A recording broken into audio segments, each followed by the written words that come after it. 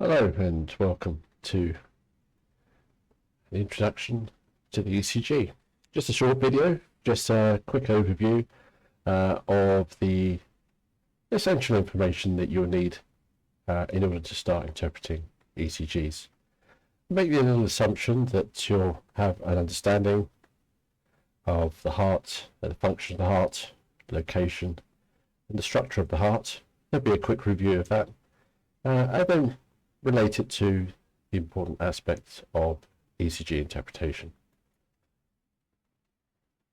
As we know, the ECG is taken to give us a graphical representation of what happens in the heart in terms of electrical impulses as they travel through the heart. The heart, as you know, is essentially a muscular organ, and the heart muscle, which is called the myocardium, is supplied by quite a complex series of conduction fibers, which allow the heart to rhythmically contract in a very specific order to facilitate the movement of blood through the heart and obviously out into the body or out into the lungs. So it tells us really about how electricity moves through the heart. So that obviously informs us about the quality of that conduction. There are a number of factors that could impact the progression of the electrical impulses through the heart. Some of those might be within the conduction system themselves, or some of them are as a result of problems occurring in the actual structure of the heart. So, for example, ischemia or injury, where portions of the heart muscle, the myocardium, are starved of oxygen, that will have an impact on the progression of electrical impulses. And it's the interpretation of this movement of electrical impulses through the heart which give us a fairly thorough picture of what's happening.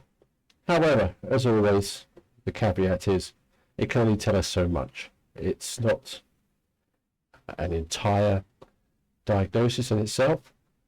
We always accompany an ECG interpretation with other forms of diagnostic assessment. And as always, when you're looking at an ECG, make sure you check your patient as well, because sometimes the ECG might reveal something which looks abnormal, but actually could be fairly normal, and actually might not necessarily mean that your patient is in trouble. So, this always accompanies a more thorough assessment of the patient.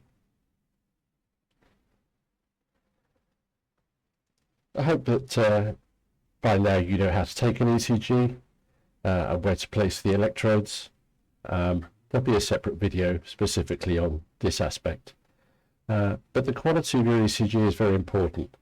So correct positioning of the electrodes is absolutely vital. It can be problematic in certain situations, as you know, but in the ideal world, this is where we would like to place the electrodes. As you can see, we have on the left-hand side here, we call the limb leads. So these electrodes that are placed on the arms and the feet of the patient.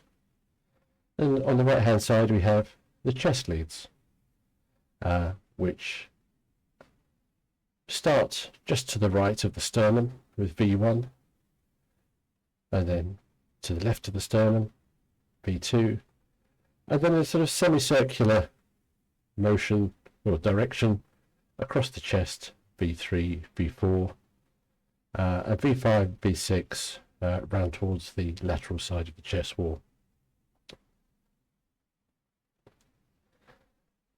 Just as a little reminder, I'm sure you're familiar with this, but the structure of the heart is that we have the atria at the top and the ventricles at the bottom. The right side of the heart returns or receives blood that's returned to the heart through the veins of the body, and this is deoxygenated blood from the right ventricle. That blood then moves up out through the pulmonary valve into the pulmonary circulation, into the lungs for oxygenation. And then it returns back to the heart, into the left atrium, then down into the left ventricle, and then out through the aortic valve, into the aorta, and then out to the body. This is a very simplified version of the cardiac cycle. There are other sub-phases within this, but we can break it down into 3 distinct phases for the purposes of ECG interpretation. We have diastole, which is both early diastole and late diastole. During early diastole, the ventricles are filling with blood. So this is a passive action. The blood under its pressure, either from the vena cava on the right hand side or from the pulmonary veins on the left hand side, into the ventricles, into the atria, and then subsequently into the ventricles. So this is just under its own pressure. During late diastole, once the blood has completely filled the chamber in the atrium and the ventricles, then the atrium will contract. And this contraction just adds an additional amount of pressure in the blood in the ventricle as it waits to be ejected from the ventricles out into the either the aorta or into the pulmonary circulation. And then systole is that contraction of the ventricles. So as the ventricles contract, it ejects a majority of its contents either out into the pulmonary circulation or into the aorta. So these are really 3 distinct phases that we are considering when we're looking at an ECG. And we'll look at how these are represented on the ECG shortly. The conduction system of the heart. We start off at the top here with the sinoatrial node. The sinoatrial node is a tightly packed bundle of conduction tissue, which can actually generate its own electrical activity. It's what we call the principle of automaticity. As the electrical potential increases in the sinoatrial node, it reaches a threshold point, and then that electrical impulse leaves the sinoatrial node and extends through a series of fibers across the atria. Then we get to the atrioventricular node, as we can see, which sits, not surprisingly, between the atria and the ventricles. And this is like a receiving station, if you like. The electrical impulse, once it's passed across the atria and caused atrial contraction, leads to the atrioventricular node, or the AV node, where it is stored temporarily for about 1/10 of a second, or 100 milliseconds, before it's then passed on down into the ventricles. Now, the purpose for this slight delay is very important. It allows the complete contraction of the ventricles. Electrical impulses move very quickly through these conduction fibers, much quicker than the actual myocardium is able to contract. So it allows a little bit of time for the contraction to complete and the blood to move from the atria at the top down to the ventricles at the bottom. So once that time has elapsed, then the electrical impulse passes into the bundle of His, which is like a common bundle, before it's then diverted into either the left bundle branch or the right bundle branch. The left bundle branch supplies the left ventricle, and the right bundle branch supplies the right ventricle. So the impulse travels down these bundle branches and then out into much smaller fibers which extend across the entire surface of the myocardium. And these are called Purkinje fibers. Not actually labelled here, but you can see these smaller fibers at the bottom here. These are Purkinje fibers. So this is a very crude representation. Obviously the conduction fibers are much more extensive than this, but these are like the major branches, if you like. But technically they extend across the entire myocardium. Particularly at the top here, this is not particularly representative. These three fibers actually extend across the entirety of the atria at the top. So as this electrical impulse moves through the heart, it travels in a series of different directions. The SA node is positioned in the right atrium, so as you can see here in the sort of top left-hand corner. So in order for that impulse to travel across both atria, the general direction is from right to left. So the impulses we would expect to start here and make their way across until they've extended across both atria and then cause them both to contract.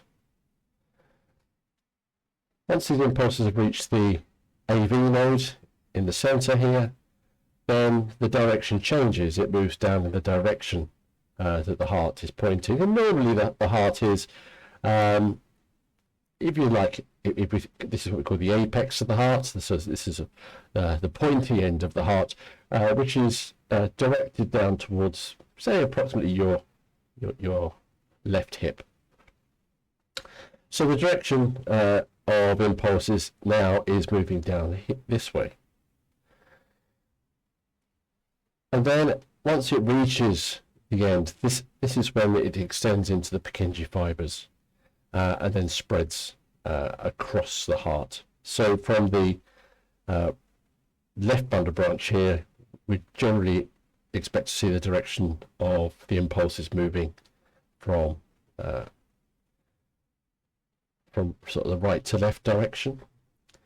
And on the right hand side, we'll see the general direction of travel being from a left to right direction. So the distribution of electrical impulses throughout the heart, like I say, changes direction, but when we look at an ECG, it's just showing us the general direction. So the different elements of the ECG are going to be representing how much of that electrical impulse is moving towards the particular electrode that's recording it. So when we look at the 12-lead ECG, and there's a separate video on that about the different leads of the 12-lead ECG, each of those views of the heart look at the heart from a different direction. So depending on where these electrodes are recording that ECG, the electrical activity might be moving towards or away from that electrode or perpendicular to it. And all of that has a very important representation in the ECG.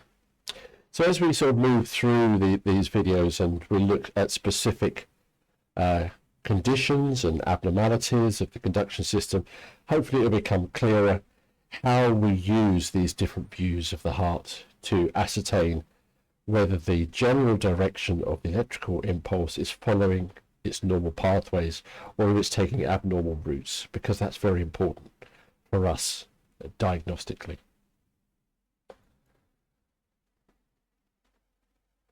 So the sequence of events, as I've described them in summary, so the sinoatrial node fires, that electrical impulse passes across the atria, causing atrial depolarization. Now, some terminology here. Depolarization means a change of polarity. All of the cells of the conduction system have a polarity, so that's like a voltage, state of voltage, if you like.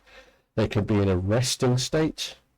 They can be depolarized when, if you like, they're active and they're actually discharging their impulse into the surrounding muscle tissue, causing it to contract. Or they might be in a repolarization phase when they're returning back to their resting stage. So we'll go through this cycle over and over again. So once the SA node is fired, that electrical impulse passes across the atria and then reaches the atrioventricular node. The AV node receives that impulse, stores it temporarily, causing what we call an AV delay. after that short delay of about 100 milliseconds, then that impulse passes down into the ventricles through the bundle of His. It divides into the bundle branches, into the left, into the right ventricles, and then through these Purkinje fibers, then transfers the electrical current across the myocardium, causing it to contract. So we have ventricular contraction.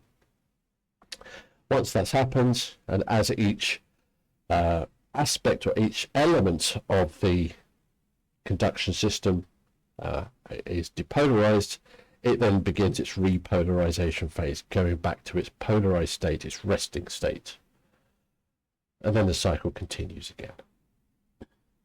So how does this look on an ECG? Well, this is a very standard, what I call a textbook ECG complex.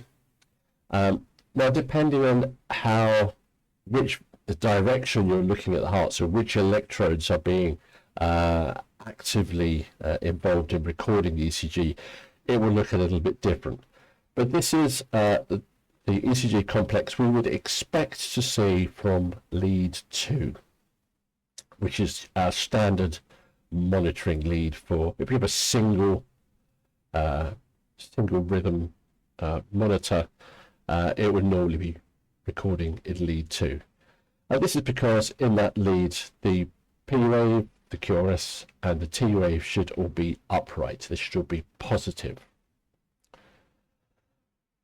So we talk about positive and excuse me, and negative deflections. Positive means it's upward on our ECG, or negative means it's downward. And this is all relative to what we call the isoelectric line, which would be like, well, we sometimes call it a baseline, which is essentially what it is. So isoelectric is like your electrically neutral state. So we can kind of visualize it here. So just before the P wave here, this is our isoelectric line. We have a P wave that returns to that isoelectric line. We have the QRS complex, and it returns a little bit below, but near enough to the isoelectric line. With the T wave, isoelectric line again. So this is like our reference point. Everything that is above the isoelectric line is positive. Everything which is below the isoelectric line is negative. Positive means that the electrical current is moving towards the electrode that's recording it. Negative means it's moving away from. So, our P wave. Our P wave represents atrial activity. It represents the depolarization of the atrial myocardium. So the atrial muscle has been depolarized and is contracting. Remember, this is only looking at electrical current. Now, the electrical current that is generated as it moves through the conduction system itself is very, very small, almost too small to be recorded on an ECG. So actually what we're seeing on an ECG is electrical current as it moves through the myocardium. Now, the myocardial cells, the muscle cells of the heart, each get charged, they get depolarized, and then they move that electrical pulse onto the next muscle cell and then to the next muscle cell, like a sort of domino effect. So as each muscle cell becomes depolarized, charged, it causes contraction of that myocardial cell, that myocyte. And actually that is what we're seeing on the ECG. Myocardial cells operate at a much larger voltage, they're much larger cells, so they exert a great influence on the ECG. So our P wave is showing us electrical activity moving through the myocardium of the atria. What we'd expect to see with a P wave is it to be small. It's just usually the smallest component of the ECG complex. It is usually rounded. This one's quite a nice one. It's fairly smooth. Sometimes they're a little bit more pointed or a little flatter at the top, but this is a sort of shape you should be familiarizing yourself with. Like I say, this is a very, very good example. How long should it last? Well, we should be looking at less than 3 small squares. So the small squares As I think it was pointed out in another video, but I'll just go over it again, each small square is 0.04 of a second, or 40 milliseconds. Each 5 small squares make these larger squares, which are 0.2 of a second, or 200 milliseconds. But we tend to look at our measurements on the ECG in terms of numbers of boxes. We know what the time it represents, but just for ease, rather than saying it should be less than so many seconds, we look at the number of small boxes. So we can see here it takes off here just before the first small box. There's another small box. There's another small box. It's back on the isoelectric line. So generally we expect it to be less than 3 small boxes. So that's 3.12 of a second, if you prefer to do it in seconds. Likewise, in terms of height, really it should be no more than 2 small squares. If it's more than 2 small squares, then we might be thinking about some abnormality in the atrium. But yeah, so we're looking for this small rounded P wave. Now, an important measurement that we have to consider here is something called the PR interval. And this starts from the beginning of the P wave through to the beginning of the QRS complex, this second part. So from the beginning where the P wave starts and leaves the isoelectric line to the point where it's returned to the isoelectric line, and then when it leaves it again to start the QRS complex, that's what we call the PR interval. Now, effectively, the PR interval represents the amount of time it takes electrical impulse to leave the sinoatrial node and reach the very furthest reaches of the ventricular myocardium. So it's the full length of the cardiac conduction system. So a very, very short period of time. So that's just the amount of time the electricity takes to move through the heart. But obviously the ECG complex goes on a lot longer than that. Why? Well, if we think about the conduction system as being like a series of motorways that allow for very fast movement to get you to your destination very quickly, but at some point you come off of the motorway and you go down country lane, which takes a lot longer. It's slower. So if we think of the motorway as being the conduction system, and the little country lanes are the roads that come off of the motorway as being the movement of electricity through the myocardium, which is slower and exerts a lot more influence on the ECG.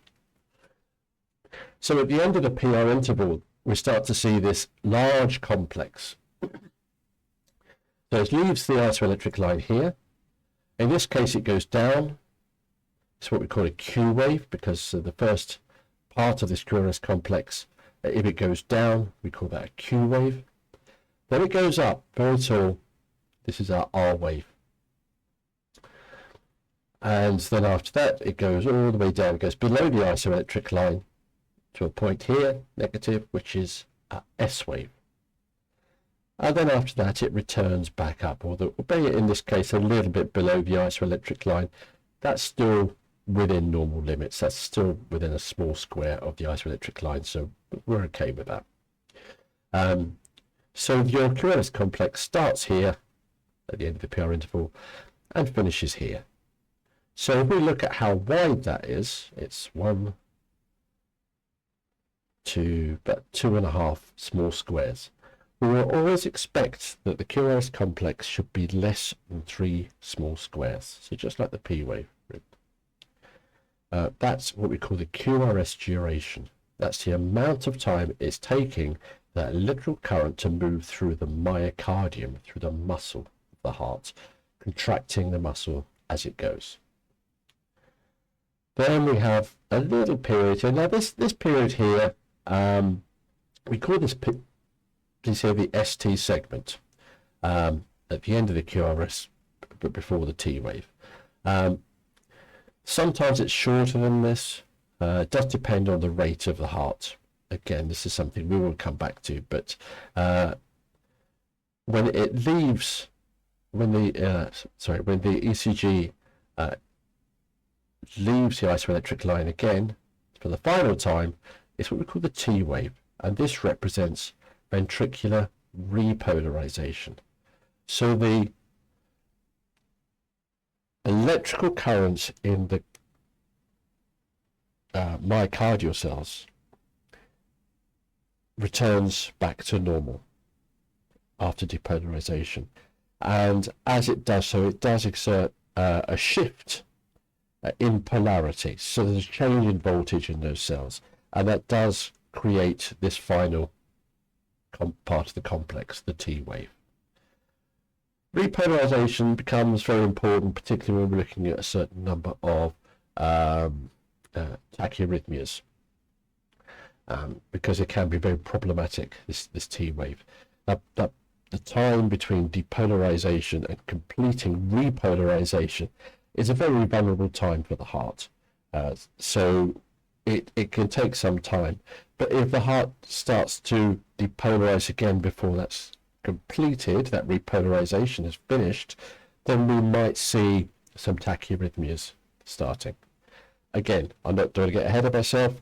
These will be covered in specific videos about these particular phenomena. This is just an overview, so hopefully that makes sense.